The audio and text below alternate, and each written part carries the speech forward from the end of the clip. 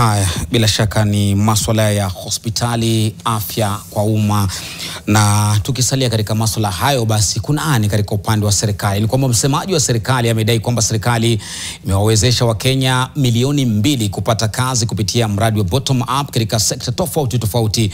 Isaac Mwaura anadai kwamba mpango wa nyumba za bei nafuu umewaajiri Wakenya 420,000 moja kwa moja, na vile vile una uwezo wa kuajiri Wakenya wengine milioni 1 kote nchini.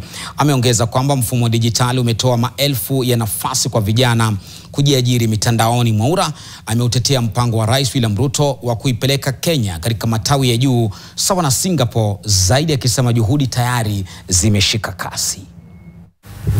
The government has thus far created more than 2 million jobs in varied sectors, shifting firmly from recovery to sustained growth within the economy. Mfumuko wa bei pia umeweza kupunguka kwa kiasi kikubwa kutoka 9.6 mpaka 4.6, na tunaendelea kuangazia kumaanisha kwamba sasa hivi kuna uwekezaji mkubwa kabisa. Kenya peke yake imeweza kukua kutoka ya 8 Afrika katika bara la Afrika mpaka ya 6, na hususan katika kusini mwa jangwa la Afrika, na ukisikia kusini kwa jangwa la Afrika ujue kwamba tunasema kuhusu watu weusi ambao wamejitawala.